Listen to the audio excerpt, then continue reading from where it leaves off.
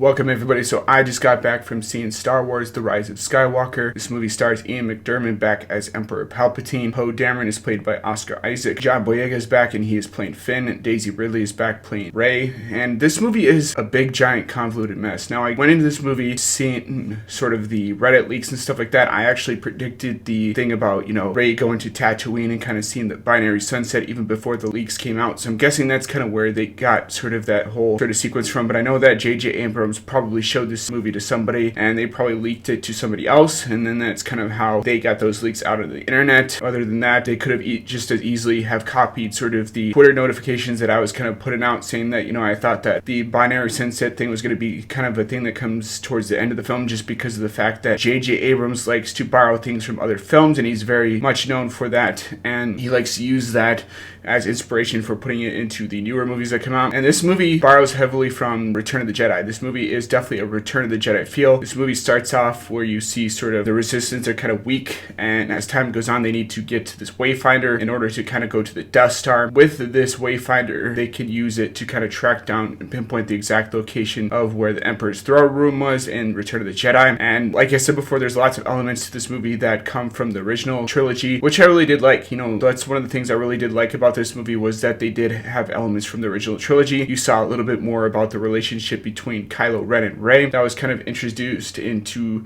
The Force Awakens and The Last Jedi, and how sort of Snoke was creating sort of a force bond between the two of them. Now, I didn't really like some of the elements of that where you can kind of bring things in, sort of matter from one force user to the next, but that is pretty much an element into this movie. Rey, as well as Finn and Poe, they kind of have this sort of trio bond, and it's also kind of like a romantic sort of relationship. You get the hint that there's sort of a love triangle going on within this movie, and that, maybe Poe Dameron and Rey might have a sort of connection to each other, and then Finn obviously has a bigger connection to Rey, which I wish they would have went with in The Force Awakens as well as The Last Jedi. I felt like, with Finn picking up a lightsaber throughout most of that movie, that, maybe Finn was going to be the one to become a Jedi Master and actually be related to someone sort of like Mace Windu or something like that, which would have been really cool, and you actually get to hear Mace Windu's voice throughout some of this movie. This movie is a big, gigantic, convoluted mess, and I did kind of like parts of it, but I did hate some of the stuff. There's scenes in this movie that you're kind of rolling your eyes at, lines of dialogue within this film that you're kind of like, what the fuck, why did they kind of put that in there? There's moments in this movie, like when they meet Babu Frick, where the character's so weird that it's just kind of funny. Some people might find that character cute, which I didn't really find it cute. It's kind of like the Porgs to me, because, the Porgs are sort of this tiny little annoying creature, which those are back in this movie. At one point in time, Rey thinks she actually kills Chewie because he's pretty much leaving on a transport ship, and, Kylo Ren, during sort of the whole desert fight sequence with Rey, they're kind of doing sort of the force pull and everything, and they're trying to bring down the ship. Kylo Ren's trying to bring it down, and Rey's trying to help it kind of leave the atmosphere. And,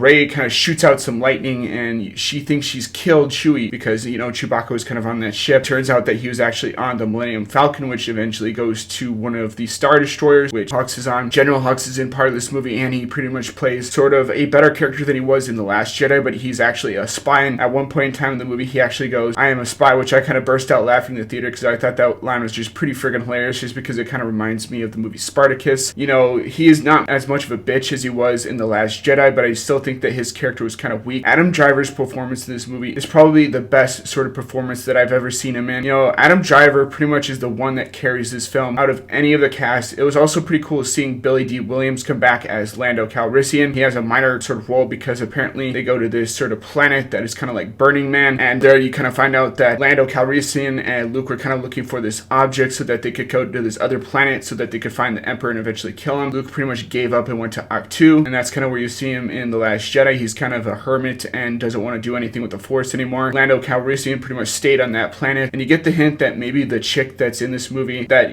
Finn has a crush on is sort of Lando's daughter, but they don't really kind of go into that in this movie, which I kind of wish they would have explored more upon that and who she is and where she came from. She was pretty much a stormtrooper like Finn, and she became a deserter, and that's when she joined the Resistance, and then she kind of went up with Finn. Finn and Poe have sort of more of a kind of bromance, a friendship that, you see them kind of bickering back and forth and stuff, but they still like each other. At one point in time in this movie, when they go to this planet that kind of looked like a Black Spire outpost, but it definitely wasn't. It's kind of revealed that Poe Dameron was actually sort of a rice runner, and, you see sort of John Boyega and Poe Dameron kind of going back and forth, and it's kind of funny squabbling like that. And then there's one point in time when they're invading sort of a Star Destroyer. They need to get some sort of information from General Hux, and Hux is kind of giving them information because he wants Kylo Ren to lose, which he pretty much states in the movie that he doesn't care if they win or lose, that Kylo Ren, he wants just to lose for once, so that way, General Hux can become the supreme leader and everything. General Hux actually asks Finn to kind of shoot him in the arm, and he actually shoots him in the leg, which I thought was kind of funny. There's several moments in this movie where you're gonna laugh. There's a moment with C-3PO that I will not feel just because I think it's kind of funny.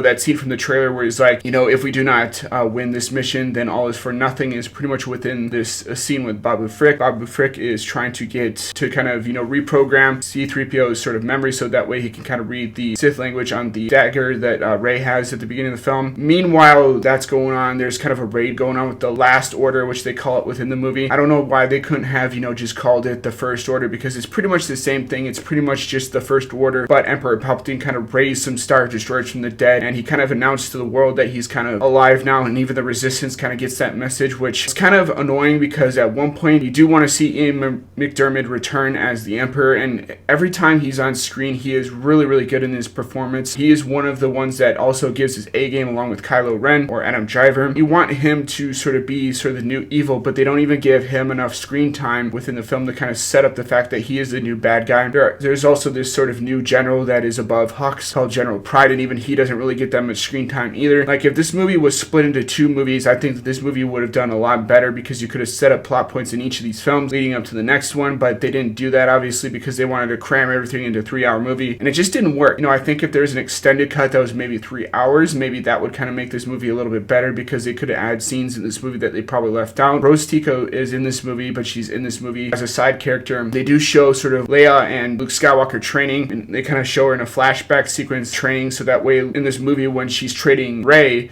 you kind of get the feeling that she is a Jedi Master by now, and she kind of knows her stuff, and she can kind of pass it on from Leia to Rey. But it's kind of weird because in the other movies, they said that for Luke, he should pass on what he knows, and in The Last Jedi, he just kind of threw it all away, didn't want to train Rey or anything, and I feel like it should have been Luke that kind of trained Rey on this mission, so that way it'd be more believable that, she is the one to kind of defeat Emperor Palpatine. Emperor Palpatine, at one point in time in this movie, decides that, in order for Rey to take the throne, which is what he wants, originally, he sends out and dispatches some Sith to go and try and kill Rey, that he actually didn't want to kill Rey, that he wanted to kind of bring her to him, and so that way, once she killed Palpatine once more, his life force would transfer to her, which is kind of stupid just because of the fact that in none of the other films do they ever kind of mention the fact that if you kill a Sith, that the kind of life force would be passed from one person to the next, or that, if you killed somebody and then force healed them, that, that would kind of, kill yourself in the process, and that's exactly what happens several times in this movie. Some of these powers are a little bit ridiculous. Like, I know that force healing was definitely in sort of the expanded universe, and it was actually in some of the video games. They didn't set it up in any of the other movies. Like, you didn't show how it would affect someone in The Last Jedi. It didn't show it in The Force Awakens. So how did Rey learn this force healing ability? And I don't even think that Luke had this sort of force healing ability, because if he did, why couldn't he heal Darth Vader when at the end of Return of the Jedi, he kind of threw the Emperor down the shaft, and then you sort of see Darth Vader, he's kind of weakened in power and stuff like that because of the fight between Luke Skywalker and Darth Vader. And, it's like, if they had that force healing ability, why couldn't Obi-Wan Kenobi learn that skill and kind of heal Qui-Gon Jinn when he had fallen in the Phantom Menace? And then that way he could have trained Obi-Wan Kenobi, and then he could have trained Anakin Skywalker, and then so on and so forth. Like, that healing ability would have been so useful within the other films, and yet they just don't even do anything with it. So I don't know if they're going to expand upon it in the comic books. I really don't kind of delve into the comic book nature. I really don't even read sort of the expanded universe novels. I'm really just watching the films because that's what really matters, is that you put it on screen. What I did like is I did like the practical effects. I like the fact that they used Babu Frick. He is a puppet and not sort of a CGI creature. There is this sort of penis looking like creature called Claude within this film, and I was just like, this is so disgusting. Like, why would J.J. Abrams kind of put this creature that kind of looks like a one-eyed wiggler, which I'm going to call it, within this movie? It doesn't make sense. And even Claude doesn't even have that much to do within this film. He's just pretty much in the background just to be sort of another alien creature. Dominic Monaghan, who is Merry in sort of the Lord of the Rings franchise, which he's a really good character in that franchise, is in this movie, and he is pretty much sidelined as well.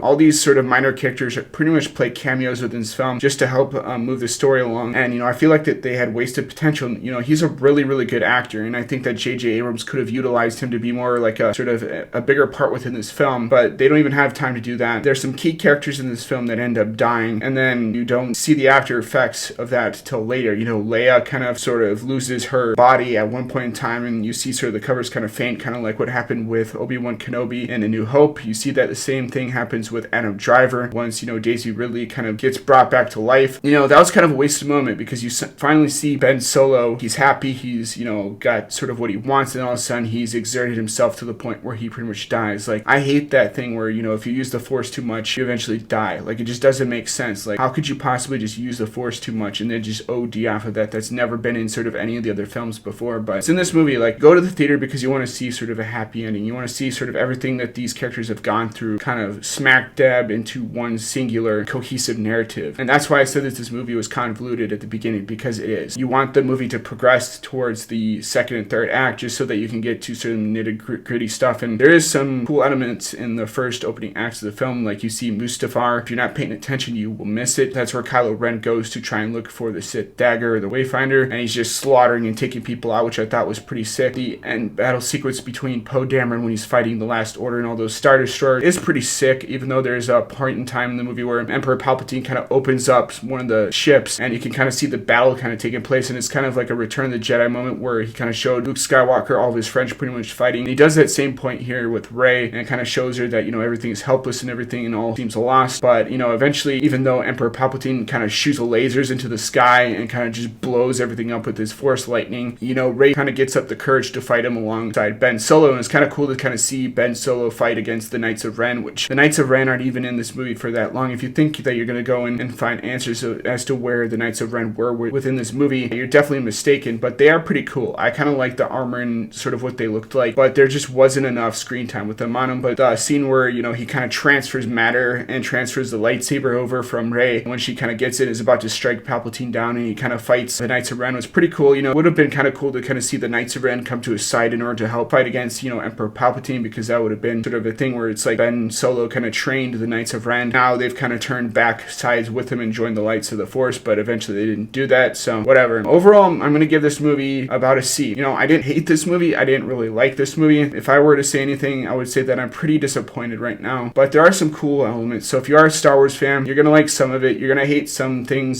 This isn't a complete trash fire, but it's definitely something that, like The Last Jedi, over time, people are going to like this movie a lot less. And I'm not even going to reveal the ending because I want people to go into this movie and see it. All I'm going to say is that they eventually go to Tatooine. Rey kind of steals a ship and goes to Tatooine. You see sort of the old farm that he kind of lived on. That's pretty much it. I kind of predict that months before the leaks even came out. I was like, how is J.J. Abrams going to kind of fix what happened in The Last Jedi? And how is he going to kind of move the story forward and kind of end it? And I just figured that was the logical next, sort of step in order to kind of save this movie. And, at one point in time in this movie, I was kind of feeling a little bit something when I was seeing sort of the binary sunset again. But then again, that's kind of them kind of tricking the audience into thinking that this is actually a good movie. Leia actually gets a lightsaber in this film. So you see this training sequence between Luke Skywalker and Leia, and it's really cool de-aging sequence. It's one of the actual neat kind of sequences within this movie, and they both look like they're younger versions of themselves. I was kind of shocked. I was kind of watching this movie going, oh, that's kind of cool that they kind of, use the same de-aging process that they use for the Marvel films and kind of brought it into this movie, and that kind of worked. But, the thing is like, it's still kind of weird seeing Leia become a Jedi, and it's just one of those sequences where you are looking at the screen and you're like, this doesn't make any logical sense from the other standpoints of the movies, but,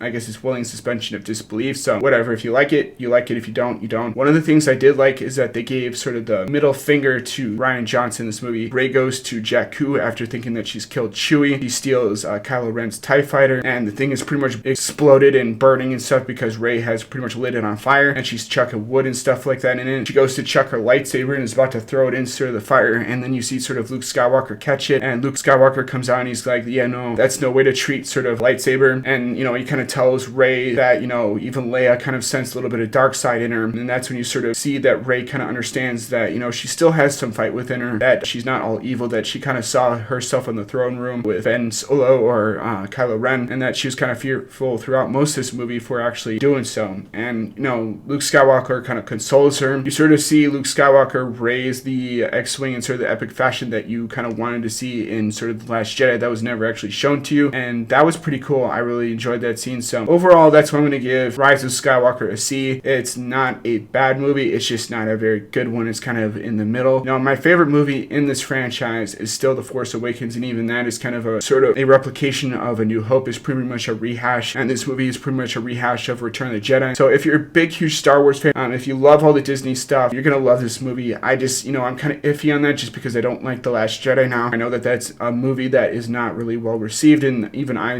myself have kind of seen plot holes in that movie. They did try and resolve some issues within Rise of Skywalker, but it was just not enough. It was too little too late, and how Lucasfilm had treated the fans of the franchise, how they treated me with, Rian Johnson blocking me, with people attacking me because I didn't like The Last Jedi, just pretty much put me off to this entire franchise. But other than that, I think that there was parts of this that was definitely decent. There's parts of this that, as a Star Wars fan myself, I kind of like. So that is kind of my thoughts and opinions of The Rise of Skywalker. I don't know if this kind of helped or didn't help, but there is a lot of really cool practical effects. There's some one-liners that you're gonna like. Dory Bliss was one of those characters that was introduced in this movie, and like I said, she does have sort of a minor character within this film, but even she was good. Rose Tico is great and a lot better in this than The Last Jedi. So everybody pretty much brought their A game. John Williams did the score for this movie, and you see sort of elements from the OT to the prequel trilogy in this movie as well, and I really did appreciate that. So there are things to like about this movie. There are things to hate about this movie, and I think this is a movie that's going to be discussed for a long time to come. But overall, I was just bored through the first half. The second and third halves when it kind of picked up, I then started kind of too late. It's like you kind of had to have a beginning, a middle, and end that kind of worked, and this movie just didn't. It was kind of convoluted. So that's why I'm giving it a C. Hopefully you guys like this review. As always, rate, comment, subscribe, and I'll see you guys in the next video. Peace.